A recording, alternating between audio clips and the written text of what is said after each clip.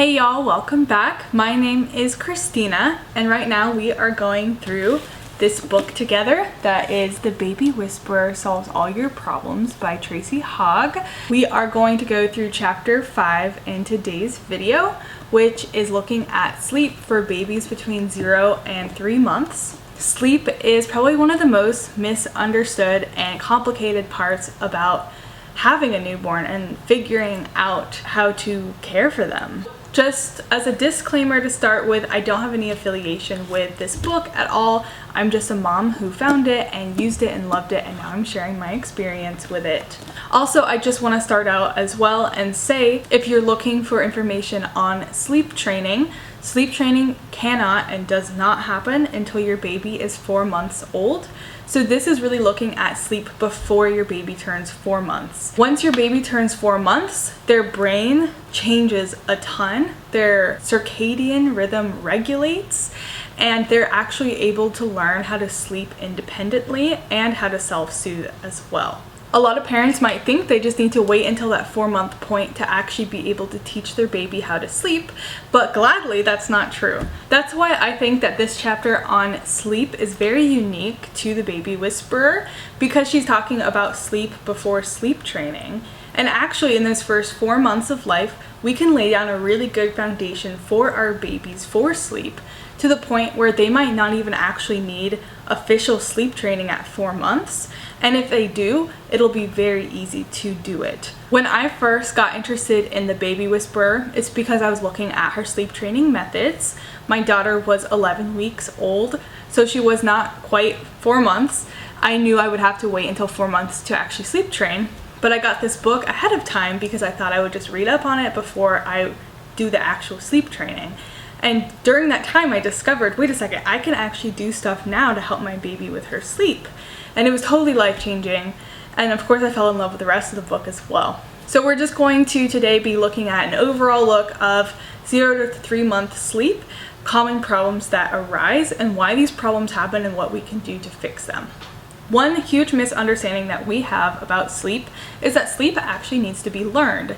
That's something that I think we forget as adults because sleep comes so naturally to us. We've been doing it our whole lives. We do it at least once every single day, and we enjoy it, we live for it, we love it. We all want to get a good night of sleep. And we have this misunderstanding that maybe our babies don't want that, mostly because they cry when they're going to sleep. And we also have a misunderstanding that our baby actually knows how to sleep and put themselves to sleep. I think this misunderstanding mostly comes from the fact that your baby is very tired in the first few weeks of life. It could even be up to like 2 months, where they're actually a pretty good sleeper. They are just exhausted from being awake and from eating all the time, that they fall asleep pretty much on their own. But then you hit this point where all of a sudden they're not going to bed on their own. They can't fall asleep. They need to be held, they need to be rocked, they need to be swaddled and cared for, and we start to wonder, oh, it's probably because my baby doesn't like to sleep. But the fact is, our babies love to sleep just as much as we do. They like to be well rested, and they're going to feel better and act better once they do get a good night of sleep, as well as good naps throughout the day too. Those are just as important as nighttime sleep. So every single thing that we do from the moment that our baby is born lays a groundwork for sleep habits. So we can either start laying a healthy groundwork or an unhealthy groundwork. So we'll get into a little bit about what an unhealthy groundwork looks like and sleep props that we can fall into, especially in the first 3 months of our child's life. But we also just need a little bit more of understanding of how baby sleep differs from adult sleep. So like I mentioned earlier, at 4 months, your baby will develop their circadian rhythm. It'll completely mature, and that's the rhythm that makes you tired consistently and helps you to wake up. So if we usually go to bed at a certain time every day, we will start to notice that we're getting tired at that time. And if we wake up at a certain time, say you always wake up at 6 on the weekdays, then on Saturday you wake up and you can sleep in, but you still wake up at 6. That's your circadian rhythm that's just going, because your body is just used to doing that. So at 4 months, your baby will get used to sleeping on a rhythm. So that's why you really want to provide a rhythm for them to sleep then at 4 months. But before that, you kind of have to help create a rhythm for them. Baby sleep cycles are about 45 minutes in length. So what you might notice, especially with naps, is that your baby might not sleep more than 45 minutes at a time, or they might even wake up every 45 minutes. And that's because they are waking up at the end of a sleep cycle.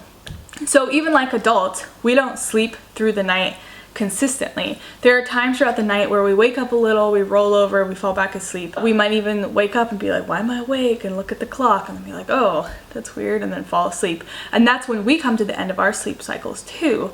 But for the most part, that's not a problem for an adult that has a healthy sleep life. You just piece together your sleep cycles and you fall back asleep. Especially because you can use the momentum from your last sleep cycle and the exhaustion from that and carry that over into your next sleep cycle. But babies need a little help when it comes to piecing together those sleep cycles. They also, before 4 months, have kind of a different cycle rhythm as well. So they actually spend more time in REM sleep than adults do. Almost half of their sleep cycles are spent in REM, and they usually enter REM sleep at the beginning of their sleep period. For adults, REM sleep comes at the end of our sleep cycle. For babies, it's at the beginning. So REM sleep is a lighter dreaming sleep. So you're more likely to wake up in the middle of a REM cycle. And usually that's why you might feel that when you wake up in the morning, you were just dreaming.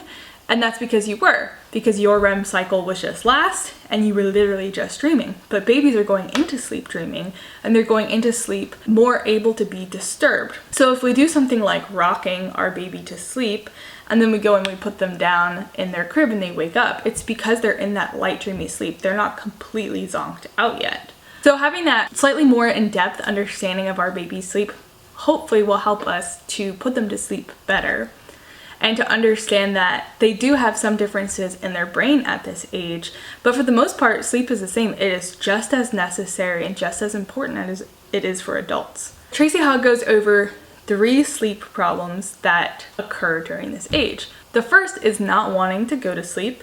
The second is not being able to stay asleep. And the third is a combination of both of those things. Whether any of that is your problem, if your baby is not going to sleep, if they're not staying asleep, or you just struggle all around with both of those things, hopefully diving into this chapter a little more will help you with figuring out the best way to put your baby to sleep. When it comes to having a newborn, you're going to hear the phrase sleep through the night so much. People kind of have this mile marker stone of this is when my baby first started sleeping through the night. And really the question is, what does that mean? That means something different for everyone. By the time your baby's 6 weeks, it could be monumental to you that your baby is sleeping a 5 to 6 hour stretch, and you could feel pretty well rested just with that. So you might even consider that sleeping through the night. You might consider just them doing an 8-hour stretch sleeping through the night because that helps you sleep through the night. But really, healthy sleep for kids under 5 means that they actually are sleeping 12 hours a night. And so what does that really mean at 0 to 3 months? Because they're eating a lot at night, especially in the first 2 months. So is sleeping through the night them going through the night without eating? Is it them going through the night without waking at all? Or is it them waking a little bit but just needing help getting back to sleep? I think a lot of people have a different definition of this word. So if you do hear that, if you hear people say, my baby slept through the night at 6 weeks, ask them what that means. How many hours? Did they wake up at all? Did they need help going to sleep? Because I guarantee you at 6 weeks, their baby was not proficiently going to bed, and they were not sleeping more than 8 hours at a time. So we don't really use that phrase in this book. Sleeping through the night isn't necessarily a milestone, but it is important to know what's age appropriate for your child when it comes to eating at night and how long a stretch of sleep should be. So like I mentioned, around 6 weeks, your baby should be able to healthily put 5 to 6 hours of sleep together in one chunk. We talked a little bit about this in the liquid diet chapter. I believe that's chapter 3 in that video. So if you are around the 6 week mark and your baby was not premature and they're having trouble stringing together 5 to 6 hours at night, then I just recommend you take a look at that video because that will help you feed them enough so that they are able to sleep longer stretches. Then at around 3 months old, you'll be closer to 8 hours of uninterrupted sleep, and that includes a dream feed. So they should still have 12 hours of nighttime sleep starting at, we'll just say for example, if they go to bed at 8 and you dream feed them at 10:30, then they go back to bed by 11 and hopefully they can sleep until 7 or 8 the next day. It doesn't need to be 12 hours exactly. It can be anywhere from 11 to 13 hours, but somewhere around that is healthy sleep for a baby of that age. At the very latest, your baby should be sleeping 8 hours uninterrupted by 4 months and 11 to 12 hours uninterrupted by 7 months. Isn't that amazing? I'm sure there's lots of parents out there that dream of that. But if you do the easy plan, you do it all, everything with eating and with sleeping, then that is essentially what you should be looking at with your baby, given that they're not premature. So when it comes to our sleep problems, that is not wanting to sleep, not being able to stay asleep, or both, there are 6 troubleshooting scenarios that Tracy Hogg lays out in her book. I'll just list them off here and then we're gonna go into depth. 3 of these troubleshooting scenarios are things that the parents might be doing wrong, and 3 are things that the baby might be doing. So the first 3 that the parents are doing are possibly failing to establish a daily routine, setting up an inadequate sleep ritual, and number 3, getting into accidental parenting. And then the 3 issues the baby might be having are that they are hungry, that they're overstimulated, or they're overtired, or they may be in pain, uncomfortable, or ill. So I'm just gonna go over the baby ones first, mostly because they're really easy to rule out, especially once you start to understand your baby's cries and signs for help. And they do include a lot of things that we've talked about in previous videos as well.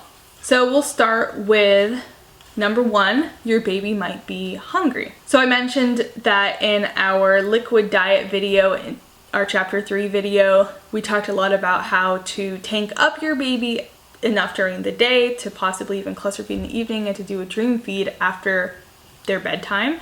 And that's the best way that you can actually get your baby to sleep through the night. But some signs that your baby might be exhibiting if hunger is the problem is that they are taking full feeds in the middle of the night, either in addition to the dream feed or besides the dream feed if they're not doing a dream feed. They can't sleep more than 3 to 4 hours, and this is when you're looking at kind of 6 weeks and older.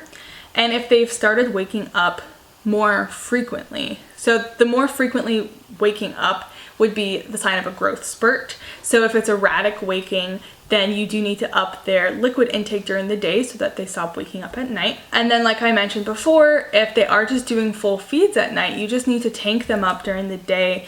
You need to make sure that you are getting in as many full feeds as you can in the evening before bed. And you need to make sure that the dream feed is a full feed as well. You also need to make sure that you know your baby's cries of hunger and you know how to respond to those properly. You don't want to always assume every cry is a hunger cry, especially if they're waking up in the middle of the night and it's sudden and erratic and concerning. You don't want to just jump to the growth spurt idea. You want to know if it actually is the fact that your baby's hungry, like maybe they're putting their hands to their mouth, maybe they're exhibiting some other signs that they do as well. Don't just jump to feeding your baby as that quick fix. Additionally, it does help to use a pacifier. Babies do have an instinctual need to suck.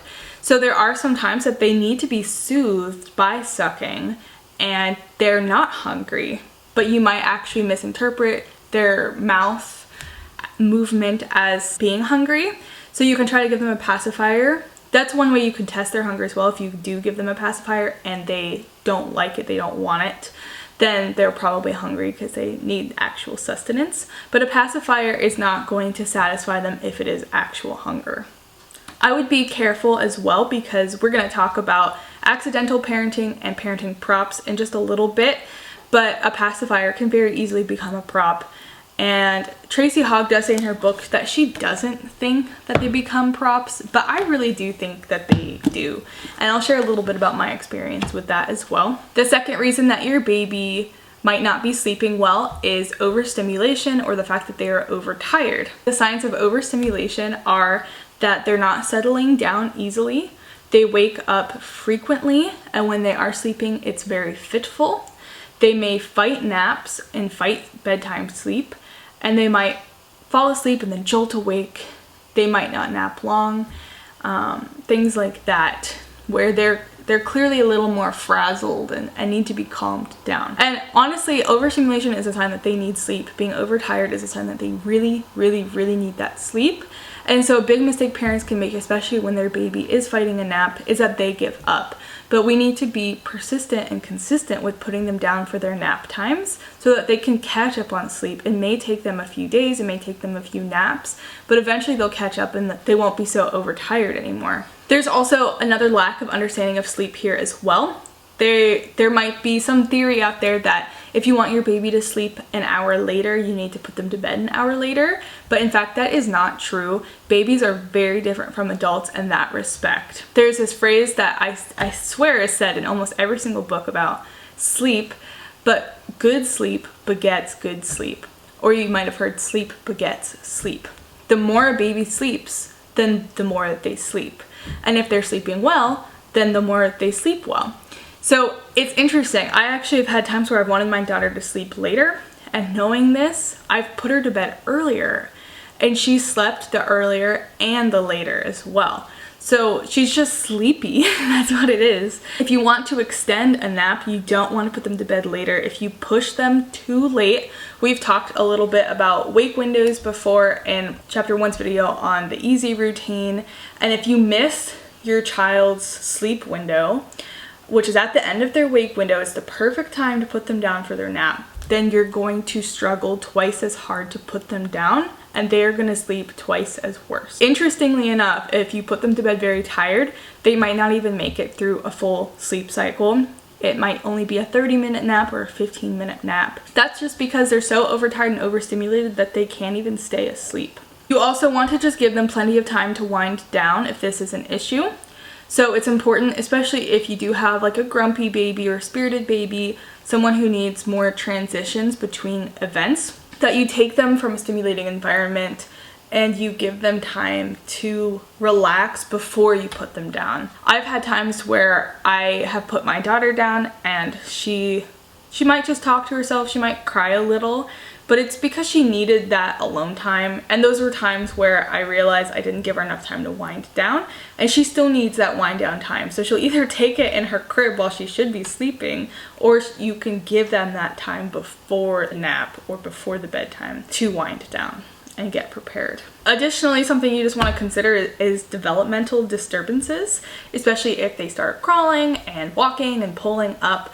They might just be doing stuff in the crib that keeps them awake. The things that they are doing out here in the living room are things that they're still doing and practicing in their sleep in the bedroom. It could be something as simple as rolling over. They might roll over and hit their head and wake up, or they might pull up into a standing position and not actually know how to get down. So we just have to be aware that our children might be a little overactive, especially if they have just discovered a new skill. And that's where the importance of winding down comes, because we don't want to put them into bed while they're still being active. Additionally, increased activities will make a baby more overtired, especially if you're doing something that's not age appropriate for them. Tracy Hogg talks a lot about play groups, and she mentions them at this age. I don't really think it's developmentally appropriate for a baby between 0 and 3 months to be in a play group. I think obviously it's okay to be around a few other mom friends and their babies who might be older and might be playing together, but taking your baby into like a daycare environment or a library where there's just a bunch of kids and there's some activity going on, even if they're just sitting there observing everything, it's pretty exhausting.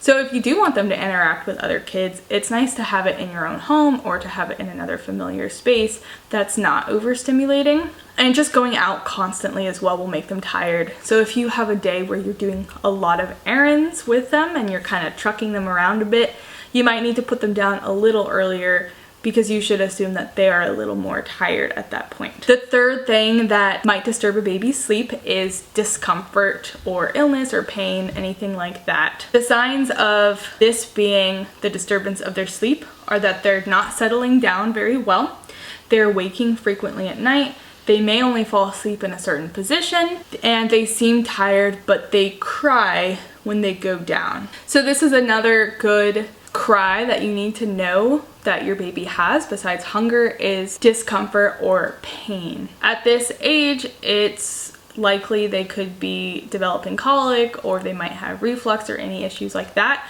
If you do suspect those issues, then you should definitely seek out your pediatrician to help you figure out the best way that you can help manage their pain and discomfort with that. A really big indicator of reflux that Tracy Hogg says is if they only sleep upright. So that's if they fall asleep easily in a car seat or in a swing or in their stroller or something like that. And we don't want to confuse that with using those things as props, and that is what makes them fall asleep. But if they genuinely cannot fall asleep laying down because they're in pain, then that could certainly be a reflux issue. Constipation is also a big thing. It's pretty common for breastfed babies around this age to not poop for a few days, even though they might poop constantly. But if your baby is just formula fed, they should not go that long without pooping.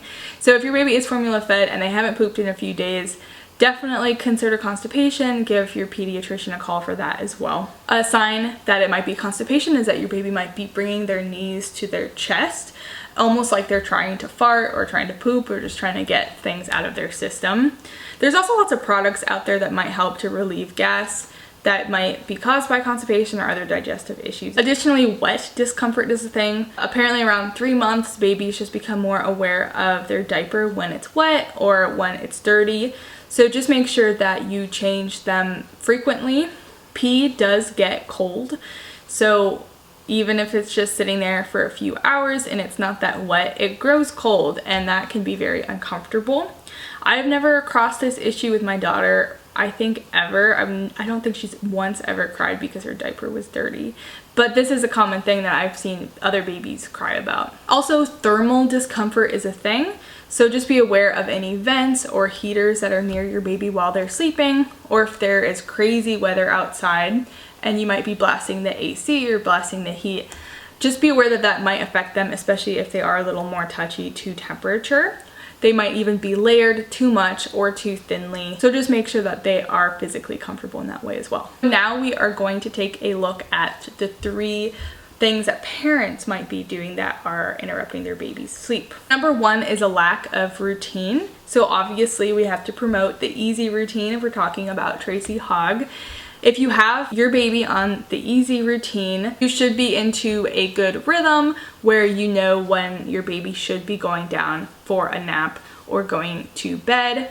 If you don't have them on a routine, then you might not know when your baby is actually tired and when the optimal time to have them go to sleep is. So I really recommend you reading the chapter on easy, or you can watch my video on the easy routine as well. Another thing you should consider if you are doing the easy routine is other caregivers. If you are back at work, or if maybe you have another family member or the other parent take care of your baby for a day or 2 out of the week, make sure that they are doing the same thing that you are doing. Even if they do claim to be doing the routine, just make sure they're doing it in the same way that you are. If your baby even just has 1 or 2 days that are completely out of whack, it may take them some time to get adjusted back to the way that you do things. So make sure everybody is on the same page who will be caring for your baby. Number 2 is an inadequate sleep ritual. So this fits into our easy routine. When you're getting your baby ready for the S in easy, you need to do a sleep ritual. So before 4 months old, when you're trying to guess when your baby's about to be tired, you need to watch your baby and not watch the clock. So every baby has a wake window. Around this age, it might be up to an hour and a half at the most at 3 months. But you kind of have a good idea of when your baby will start to get tired, and you have to watch their cues. So you don't want to just assume like, oh, it's only been an hour, there's no way that they could be tired, even though they're yawning and stretching. So you should watch them, don't watch the clock. Look for those signs, look for yawn, stretches, hair pulling, eye rubbing, anything like that. They could just start to become more wiggly and restless. That means they are ready for a nap, and you need to start immediately putting them down and going through your sleep ritual with them. If you wait too long, that wave of tiredness will go away, and they'll get something called a second wind, where they might actually seem more energetic. They also could just seem really, really grumpy, but then you're going to kind of fight against that window that you missed to get them back to sleep. If you want a sleep ritual, I highly recommend the one that Tracy suggests in her book. It's the 4S wind down method. I only started doing this method at 11 weeks when I found it, but with our next baby, I really hope to be doing it from birth. It is something completely suitable for a baby of any age up until they can be sleep trained. And I think that this ritual is what really lays the groundwork for healthy sleep habits. So the first S in this ritual is to set the scene. So you want to bring your baby into the room that they will be sleeping in. You want to close the curtains, make it dark, maybe even turn on white noise or some soft relaxing music, whatever they do to relax. Also make sure that there's no loud noise, that you're away from crowds. And I had a rule that only the person putting her down could be there. Even if my husband was there, we might start just chatting, like just a couple words here and there will kind of stimulate your baby a little bit. So just be aware that it's important that your baby has zero stimulation and that it's clear that they're going to go to sleep. The second S is to swaddle them. So definitely before they're rolling over, they need to be swaddled. There are some babies who might not like swaddles, but I really recommend just trying to figure out swaddles that are good for your baby. There's so many options out there. Our baby loved one of the ones that goes like this, like where her arms are up. Eventually we switched into one where her arms were down because she would just get in the way of herself like that. But there's lots of different ones. Like there's even ones that hold your baby's arms straight out like this. So if you just figure out what position your baby prefers to sleep in, then you could probably find a swaddle that helps them sleep in that position. But swaddling also helps them to feel comforted and to feel warm and to feel like they're back in the womb. So it's definitely important the earlier they are. I never recommend blanket swaddles because they will like almost always break out of them. I love the zip ups, I'm all for that. Also with swaddling, as soon as your baby can roll over, I think it's either way. I used to think that they had to be able to roll over both ways, but it's as soon as they can even roll over one way, you're supposed to stop swaddling them.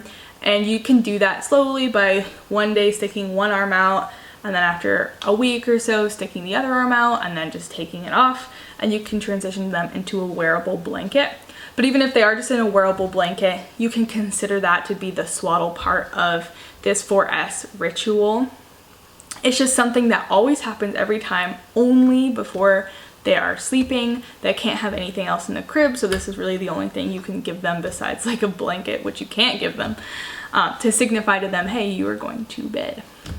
Then the third S in the sleep ritual is to sit still. So you take your baby, all swaddled, and you're supposed to hold them up here vertically on your shoulder and just sit completely still and not move at all, but try to make it a restful experience.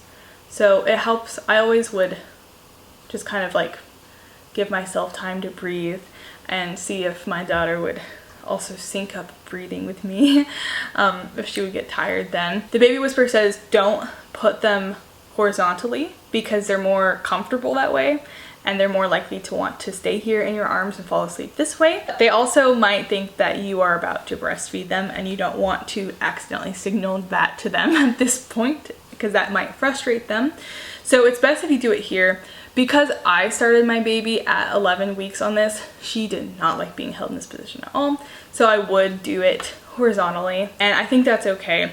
There was never really an issue. There were actually a couple times where she thought I was about to feed her, but then she got over it. But just hold your baby in whatever way is relaxing for them. This is supposed to be more uncomfortable, but they should still be able to rest in this position. If they can't rest, then hold them in a way that they can. Now, ideally, you just will stop here and they'll start to be drowsy and close their eyes, and you can lay them down in their crib or their bassinet and maybe sit with them for a minute, make sure they fall asleep before you leave. But that doesn't always happen, especially if you are starting this ritual pretty late like I did at 11 weeks. I was never able to just immediately lay her down and walk away when I started this. So I had to go into the fourth S, which is the shush pat. So even if you're starting here and you're holding your baby and they start to cry, like they're not settling down, you can start the shush pat while you're holding them. I would start it usually while I was holding her horizontally. Essentially, it's when you pat your baby square on the back, rhythmically, not too hard, not like you're like really burping them, and not too fast, but just in a comforting way. And then you also shush over them, like shh, shh, shh is how we would do it. She writes out the shushes in the book so you can interpret it however you want. I would not line up the shush and the pat. I would just kind of do them both however I wanted to.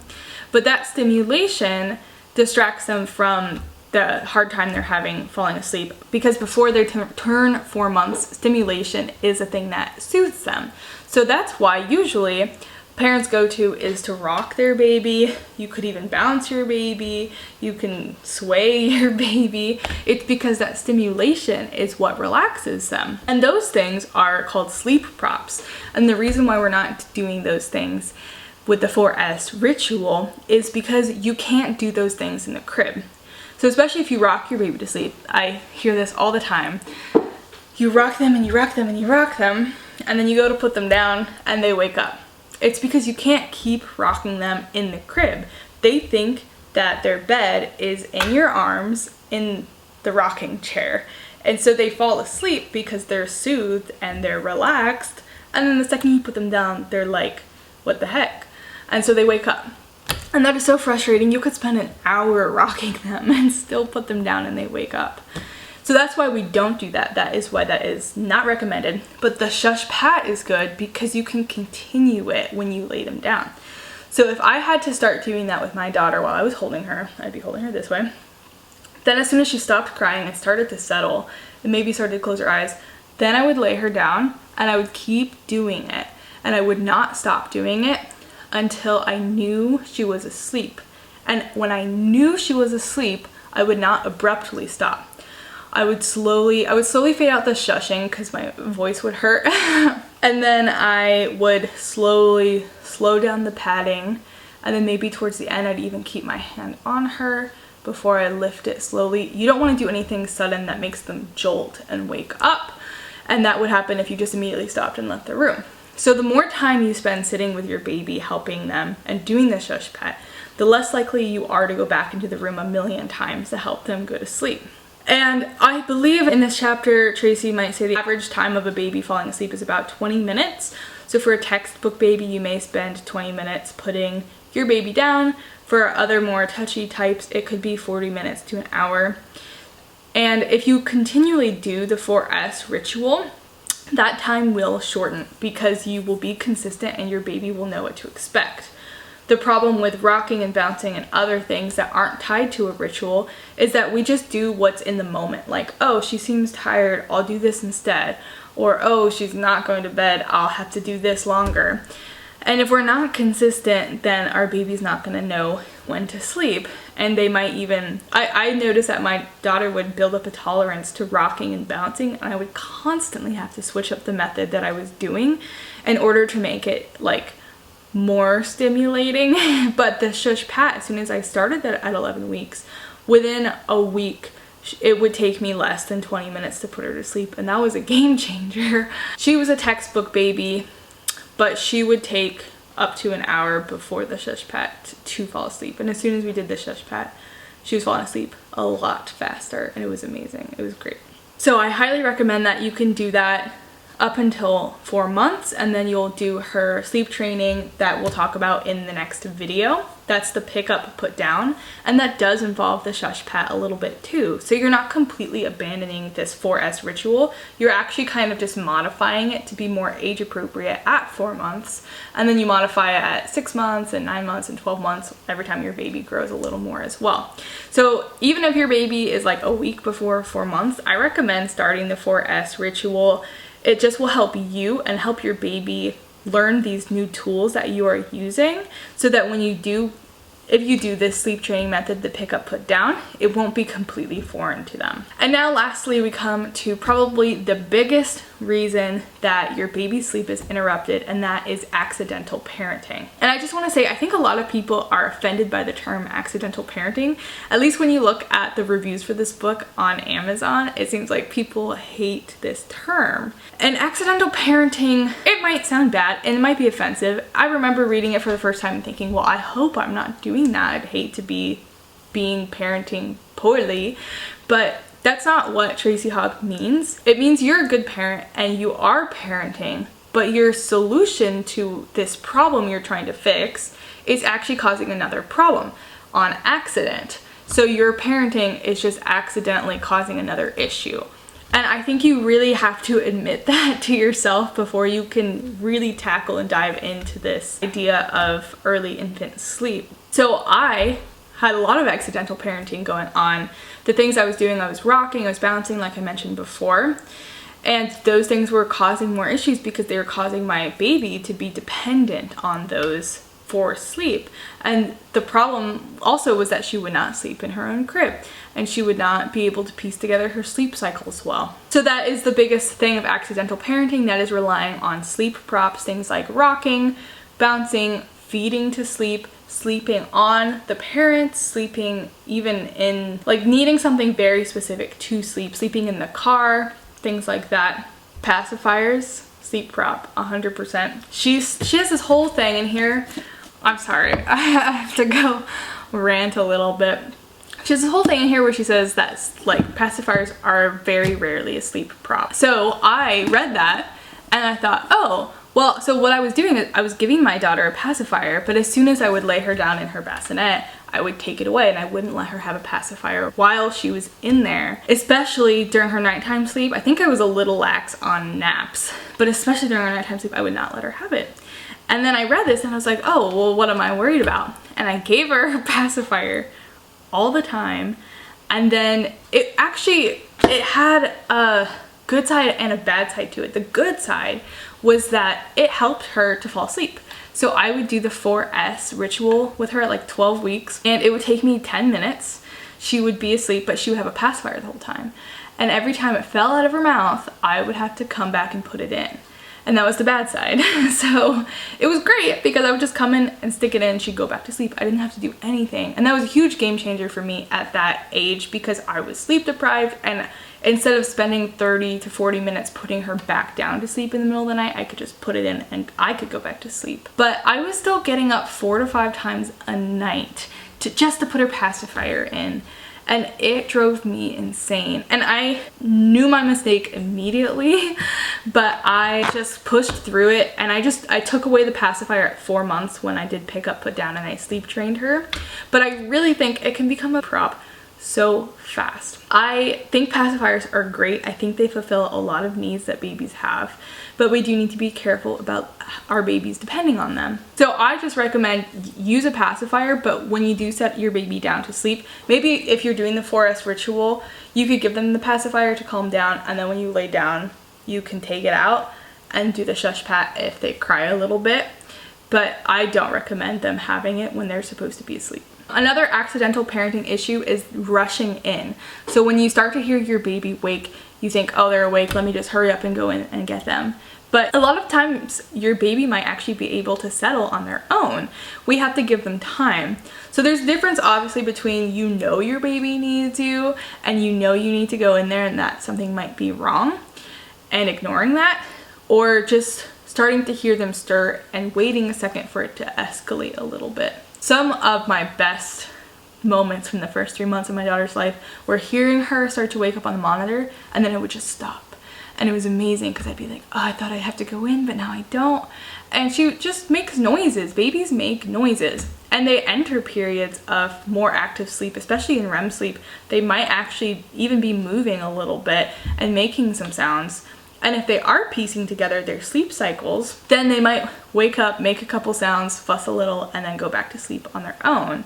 So you just really want to listen and learn your baby's sounds that they're making, because you don't want to make the mistake of rushing in too early and fully waking them up. Another accidental parenting issue can be this thing of habitual waking. I don't know if this is necessarily something that parents cause, but it's something that parents can help fix. So if your baby, for example, wakes up at 3 a.m. on the dot, they're not hungry, they're not in pain, they're not overtired, they're just awake. And they might just have trouble piecing together a sleep cycle, but you have to spend time to put them down. Basically, you need to keep track of this whenever they wake up, the times they wake up.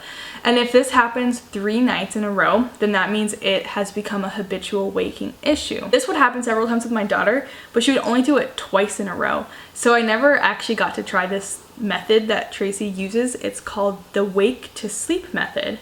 So if you have tracked that your baby's woken up at 3 a.m., let's say on Monday and Tuesday, and now it's Wednesday, and they're up at 3 a.m., then you know that you need to do this the next night on Thursday. I think it's about 30 minutes before they usually wake up.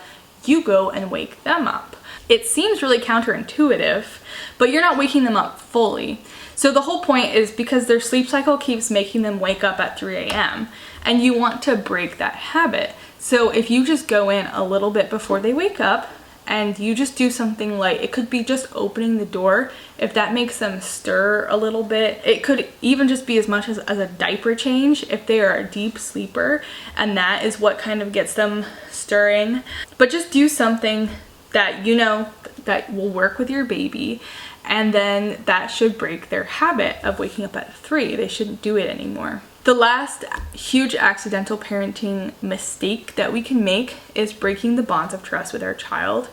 This is something I talked a little bit about in the emotional life chapter. That was chapter 2 in that video. So you can learn a little bit more about that if you watch that. But when it comes to sleep specifically, we can break the bond of trust with our child with being inconsistent with our sleep habits. So if they don't know when they're supposed to sleep, where they're supposed to sleep, and who they're supposed to sleep with, it can be really scary to go to bed, especially if you've been inconsistent, if you've tried the cried out method. That is the one that Tracy harps on the most. She's totally against it.